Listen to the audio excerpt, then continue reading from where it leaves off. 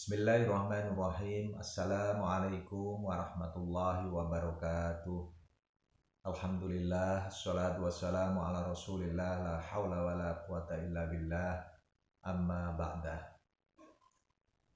Seluruh mahasantri rahimakumullah yang saya banggakan, alhamdulillah pada kesempatan hari ini kita semua masih diberi kenikmatan iman, kenikmatan sehat, sehingga kita bisa melaksanakan aktivitas kita keseharian kita.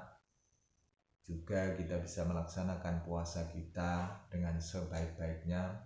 Semoga amal ibadah kita, sholat kita, puasa kita senantiasa diterima oleh Allah Subhanahu wa Ta'ala. Seluruh mahasantri yang dirahmati Allah Subhanahu wa Ta'ala, mari kita lanjutkan kajian kita kitab Sulam Taufik halaman 30, pasal tentang kewajiban haji dan umroh. Bismillahirrahmanirrahim.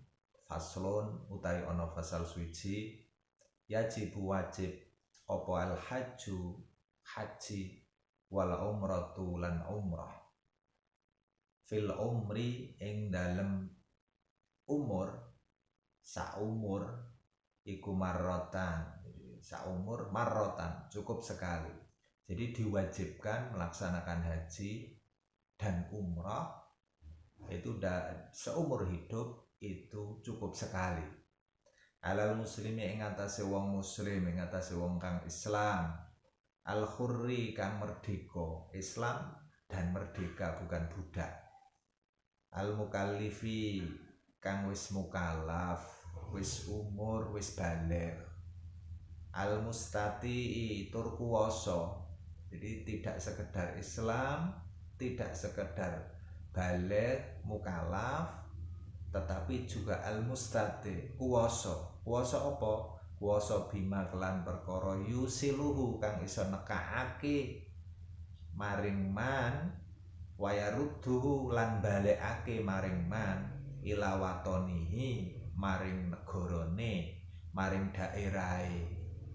Jadi kalau dari daerah Tulungagung itu seseorang memiliki kemampuan untuk biaya perjalanan dari Tulungagung mulai berangkat sampai kembali. Jadi punya harta, uang dalam bentuk uang untuk melakukan perjalanan dari Tulungagung sampai ke Makkah dan Madinah dan kembali lagi sampai Tulungagung. Fadilan uga duweni keluwihan. Jadi tidak sekedar punya biaya dari Tulungagung sampai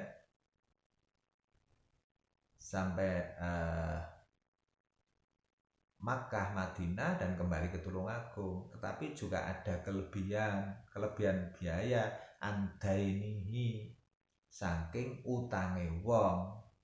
Jadi tidak dikejar-kejar hutang. Jadi berangkat ke Masjidil Haram, berangkat haji, umroh, melaksanakan haji dan umroh, kok dioyak-oyak utang lah, ini ya tidak boleh. Artinya tidak syarat. Nah, syarat untuk menjadi syarat untuk melaksanakan haji dan umroh itu gugur dengan sendirinya kalau dikejar-kejar hutang. Jadi harus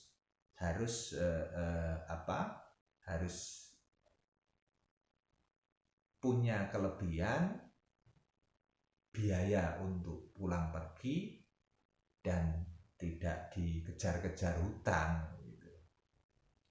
Wamaskanihi dan juga wamaskanihi lan uga tempat tinggal Jadi omah, jadi punya kelebihan dalam pengertian yon duwe panggonan rumah, wakiswatihi lan uga duwe keluwihan pakaiane duwe, artinya sing nutup aurat, punya bekal, dan juga keluarganya itu juga keluarganya juga menempati hunian rumah yang ya layak gitu, yang layak ditempati gitu. Ini kewajiban, ini wajib, sudah wajib. Jadi punya biaya pulang pergi, punya kelebihan dari dari hutang, dan juga tempat tinggal yang memadai, dan juga punya pakaian sandangan yang memadai juga. Allah iki nakang layak, layak itu artinya yang memadai, layak, ya umum, keumumane wong gitu. Jadi punya pakaian, punya salin, punya ganti untuk untuk keluarganya, untuk dirinya dan keluarganya.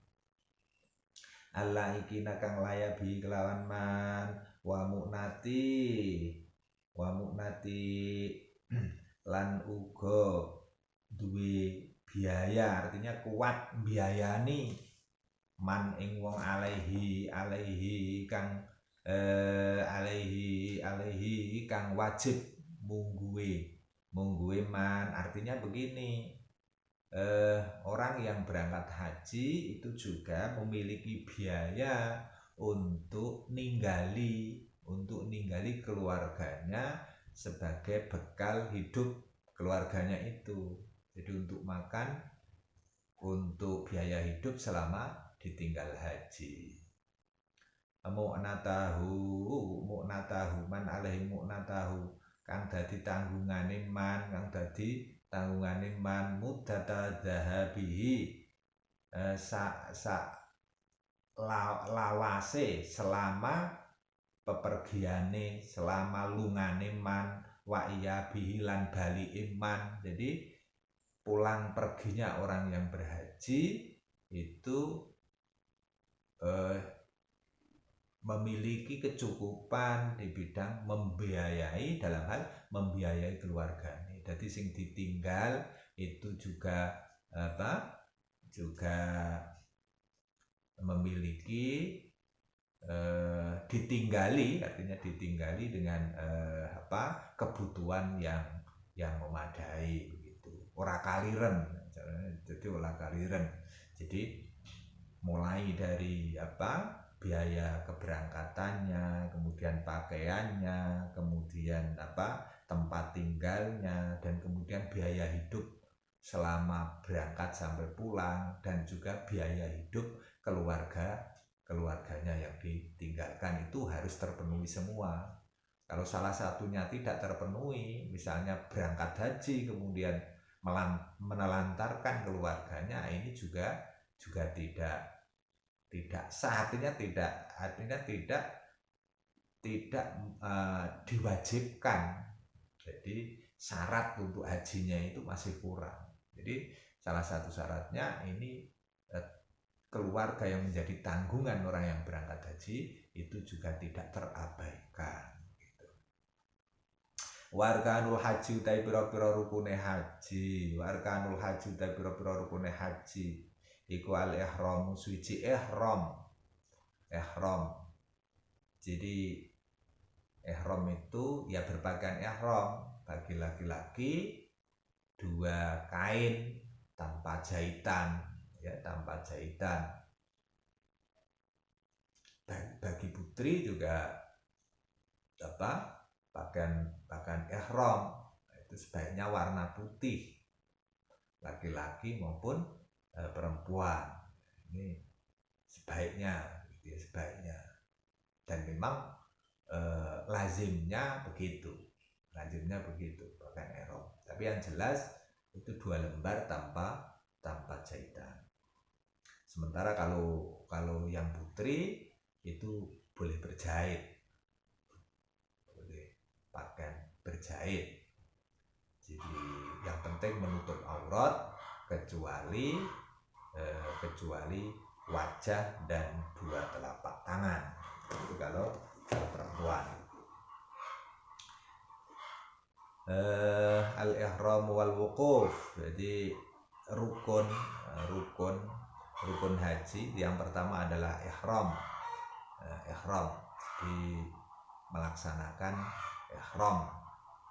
Jadi menggunakan pakaian ihram sekaligus niat haji ataupun niat umrah.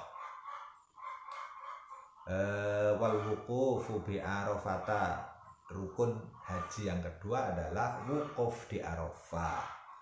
Wukuf di Arafah itu mulai dari waktu zuhur sampai terbenam matahari. Itu waktu wukuf. Tapi untuk jamaah Indonesia ini biasanya datang ke Arafahnya ini sore hari tanggal 9 Dzulhijjah. Tanggal 8 Dzulhijjah. Jadi malam tanggal 9 Dzulhijjah. Baru kemudian seharian penuh, jadi bermalam di Arafah semalam, kemudian paginya ini siap-siap, bisa istirahat dan juga bisa tadarus, zikir dan seterusnya. Baru nanti pelaksanaan wukufnya ini didahului dengan khutbah wukuf dan sholat zuhur asar di jamak. Baru setelah itu melakukan wukuf. Ya, artinya berhenti di Arafah itu di tenda dengan melakukan zikir, tadarus, diisi dengan zikir, tadarus dan sebagainya sampai waktu maghrib. Ini wal wukuf di Arafah, ini rukun yang kedua. Wat tawaf yang ketiga, rukun haji itu adalah tawaf.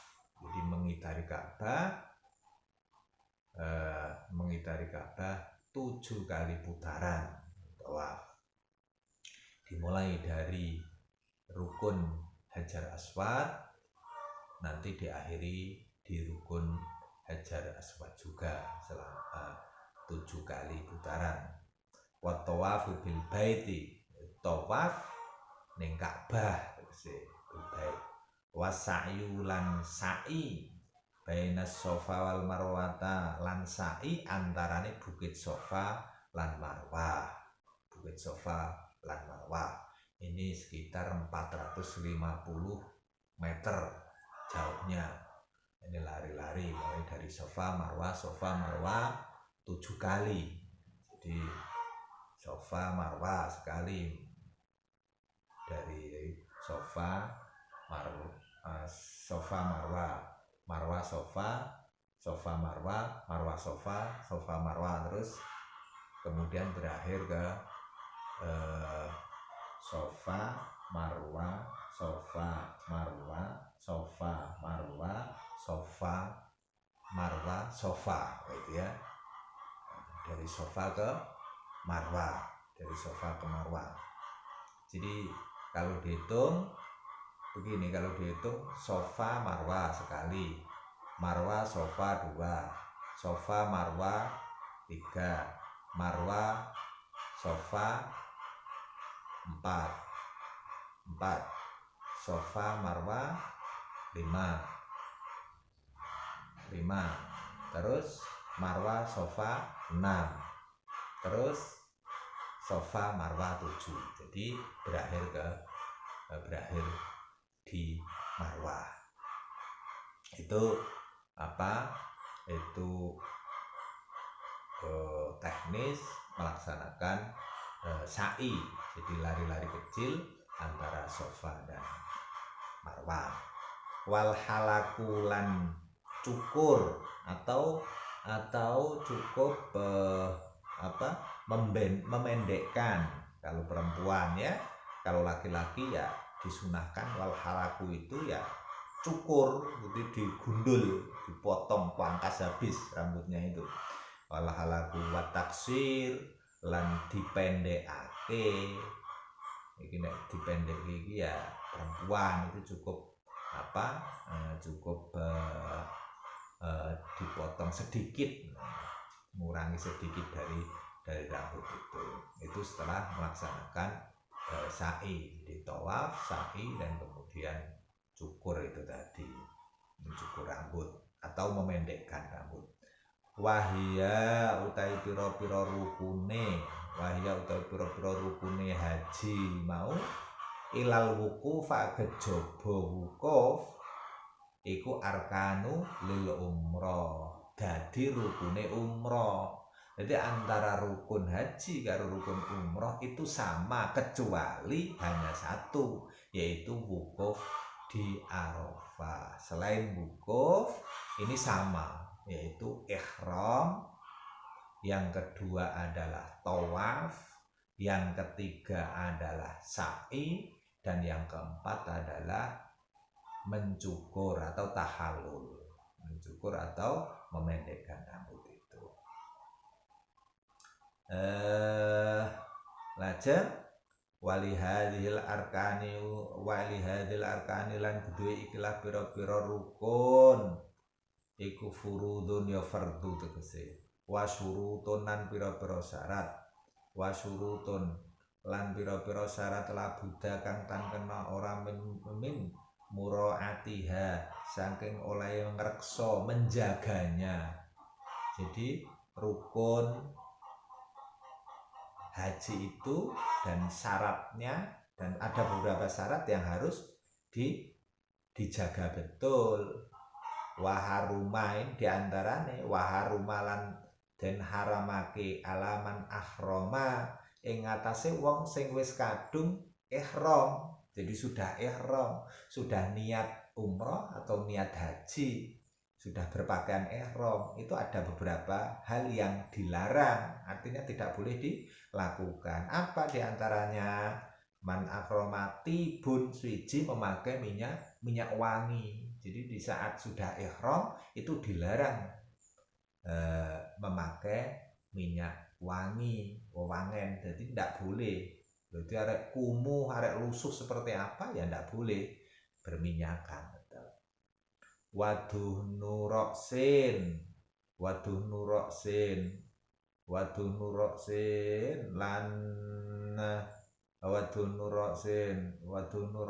lan apa kuwi jenengane, lan waduh nuroksin lan minyaki rambut kuwi ora oleh. Minyaki rambut, nggo minyak rambut apa tanco apa ndak boleh. Jadi berminyakan tubuhe wewangen ya ora oleh, minyakan rambut ya ora oleh. Walihiyatin lan uga misalnya nduk jenggot sing ketel, walihiyatin minyakan jenggotnya diminyaki itu juga tidak boleh. Wa izalatu dzufrin lan ngilangi, jadi motong kuku wasya'rin lan uga motong rambut di saat ihram. Wasya'rin lan motong rambut, wajimaun lan nglakoni jima, nglakoni persetubuhan, persenggamaan, ini juga dilarang, ora oleh di saat ihram, sudah melakukan ihram, pakaian ihram. Sing laki-laki nggo dua kain tanpa jahitan, wah gampang buka, tidak seperti itu, tidak boleh. Jima di saat ihram itu diharamkan. Wa muqaddimatuhu, bahkan muqaddimai jima kuwi ora oleh. Muqaddimai jima misalnya berciuman, saling meraba, nah ini jenenge muqaddimai jima, itu juga tidak diperbolehkan di saat seseorang itu melaksanakan ihram, sudah melaksanakan ihram. Wa akdu nikahin lan lakoni akad nikah. Pas ihram nggo pakaian ihram kok akad nikah yo ora oleh diharamke. Tidak boleh.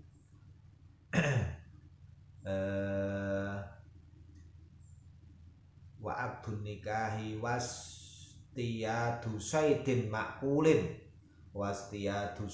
makulin lan uga berburu kewan buruan sing iso didhahar.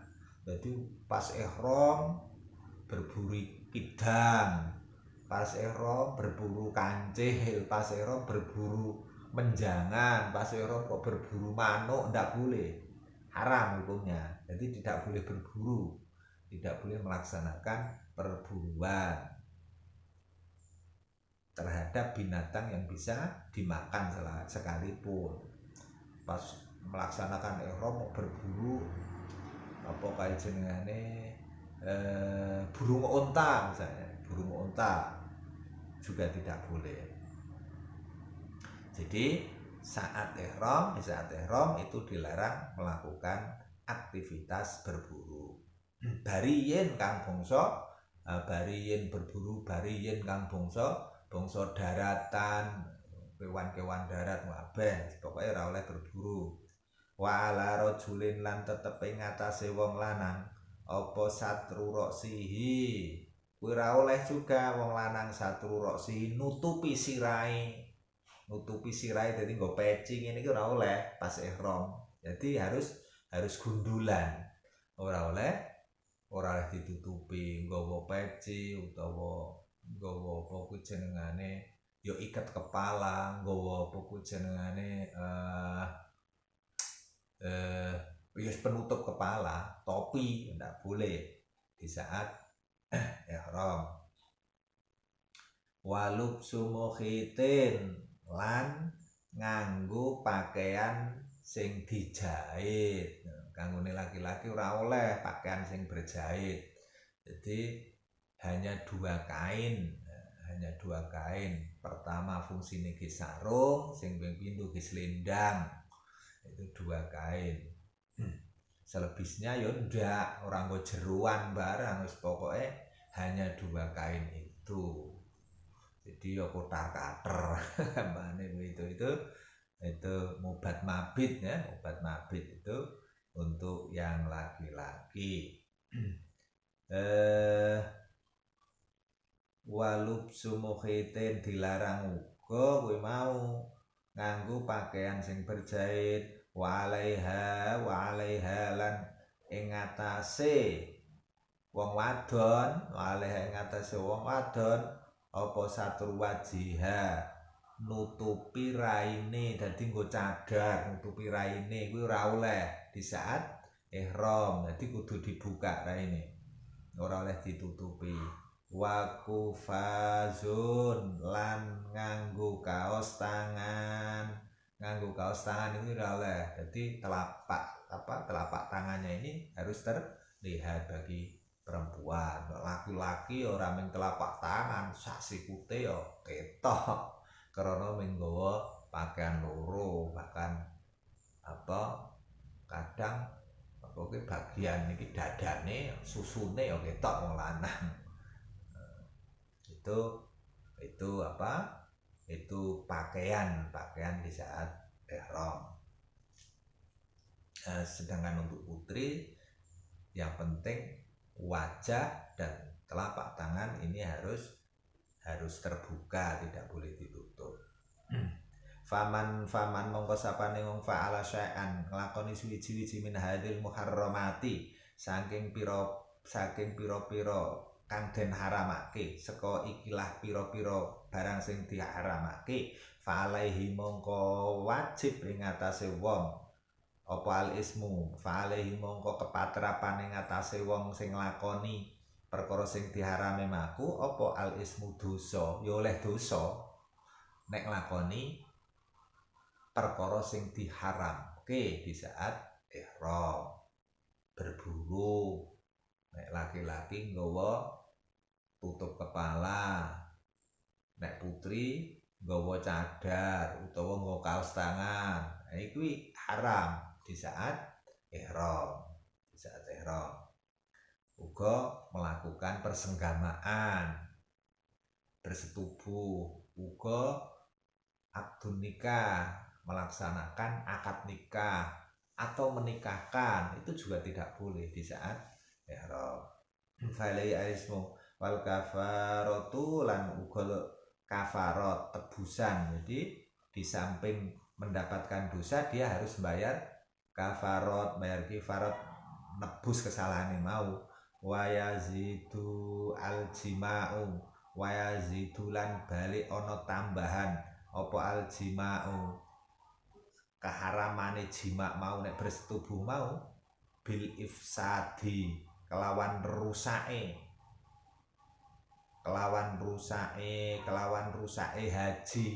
Apa meneh kok sing dilakoni itu adalah perkara jima mau, bersetubuh mau, itu ndadekake batale haji, ndadekake batale ihram mau, batalake anane ihram. Bil ifsadi kelawan rusak, wa wujubil qadha'i lan wajib ngadani, berat. Jadi nek jima itu ya dosane ya keharamane paling besar. Wa wujubul qadha'i lan wajibe mengqadha, segera harus mengqadha, mengulang. Fauron hali age-age, wa itmamul fasidi lan nyempurnaake perkara sing rusak. Jadi menyempurnake perkara sing rusak. Apa perkara sing rusak? Misalnya sing rusak apa? Wukufe di Arafah, segera diperbaiki. Wajibulan wajib ayyuhrima ing yento ihram sapa man, sapa sing haji utawa umrah, minal miqati saka tempat yang ditentukan untuk pelaksanaan ihram. Jadi wafil haji lan tetep ing dalam haji, mabitu Musdalifah, mabit singgah bertempat, mabit bermalam, singgah bertempat, mabit bermalam, Musdalifah tadi Musdalifah. Jadi setelah wukuf di Arafah baru kemudian ba'da maghrib ini berbondong-bondong berangkat ke Musdalifah. Di Musdalifah harus mabit sesaat sampai tengah malam, batas minimalnya sampai jam 12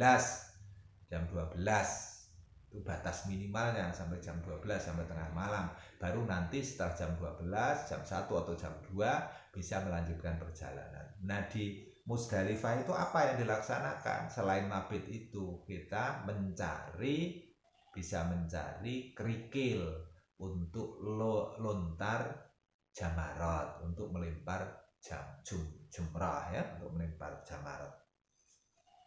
Musdalifah wa Mina dan lan uga mabit di Mina. Jadi setelah Musdalifah baru kemudian Mina. Jadi Arafah, Musdalifah, baru Mina. Mina itu tempat jamarat itu. Jadi waromyu jumratil aqobah lan uga balang jumroh aqobah yauman nahri ing dalam dina nahar. Jadi di tanggal 10 itu hanya melempar jumrah aqobah tanggal 10-nya itu. Waramil jamarat lan uga melempar jamarat. Jadi ula, wusta, aqobah, 3 jamarat sekaligus. Waramil jamarat salasi lan balang 3 jamarat, 3 jamarat sekaligus. Ayamat tasyriqi ing dalem pira-pira dinane tasyrik. Dadi tanggal 11, 12, 13 itu bisa dilaksanakan, atau waktu pelaksanaan jumrah jumroh yang tiga-tiganya, jadi jumlah ula, wusta, akobah, itu ketiga-tiganya. Jadi masing-masing sekali masing-masing 7 kali lemparan, jadi 7 kerikil di ula 7, wusta 7, kemudian akobah 7 kali. Jadi kalau 21 kali 3, 21 kali 3 hari itu kalau ngambil nafar sani ya, nafar sani itu melempar jumlahnya itu sampai tanggal 13. Tapi kalau kita ambil nafar awal itu berarti cukup sampai tanggal 12-nya hari tasrek. Jadi 11 12, jadi hanya 2 hari melempar 3 jamarot itu ula, wusta, akobah, berarti 21 kali 2 berarti 42 21 kali 2. Nah, ditambah yang hari nahar 7 lemparan untuk jumrah akobah, berarti 7 tambah 42 jadi 49 itu kalau nafar awal. Sedangkan kalau nafar sani itu berarti 49 ditambah dengan 21, karena 13 kali di tanggal 13 itu 7 kali 3 jamarot berarti 21 ditambah 49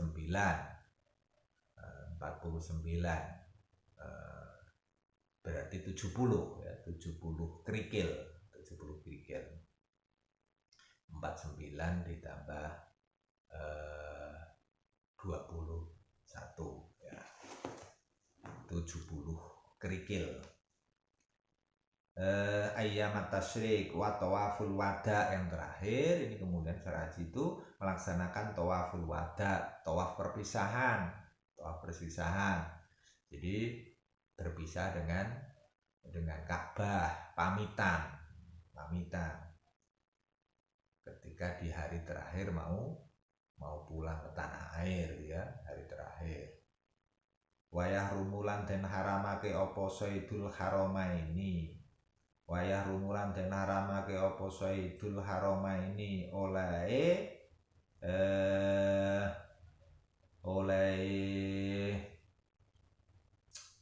binatang buruan, oleh menangkap binatang nyekel, binatang buruan al haramaini ing tanah haram loro. Tanah haram loro iki sing digarepe Makkah dan Madinah. Jadi baik di Makkah maupun di Madinah itu tidak boleh selama pelaksanaan ibadah haji kok berburu binatang ning tanah haram.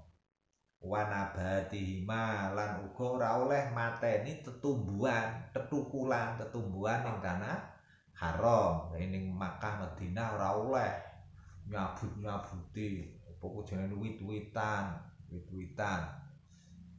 Di sana itu yang terkenal itu Syajaratus Soekarno, jadi pohon Soekarno.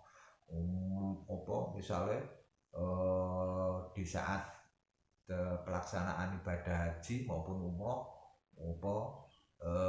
ngarah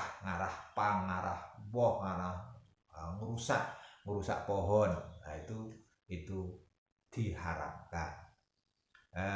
Nabatiha, jadi baik binatang daratnya yang hidup binatang maupun tumbuhannya itu juga tidak diperbolehkan.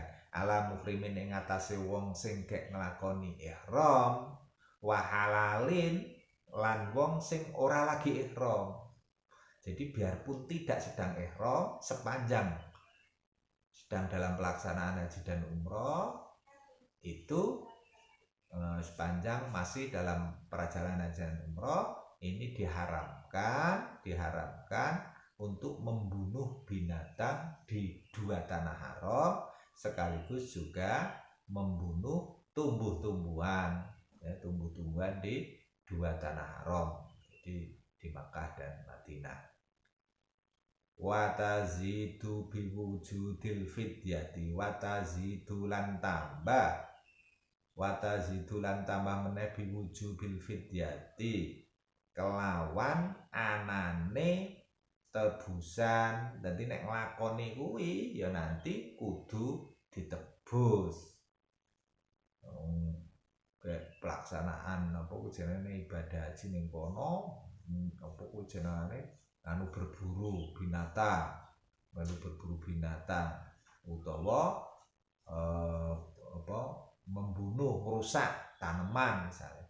Lah ini kena denda, maka harus bayar fidyah, bayar tebusan. Jadi intinya bahwa haji dan umroh itu karena panggilan dari Allah Subhanahu wa Ta'ala. Kita sebagai tamu, kita sebagai dzuyufullah, sebagai tamunya Allah. Wong jeneng tamu itu ora oleh sakarepe dhewe. Jadi kudu nuruti tata aturan tuan rumah. Dalam hal ini tuan rumahnya adalah Allah Subhanahu wa Ta'ala. Ya, kita berdoa bersama-sama semoga kita bisa melaksanakan haji dan umroh minimal sekali dalam umur kita. Saiki nek sing haji itu luar biasa antriane, bisa sampai 27 tahun antrine.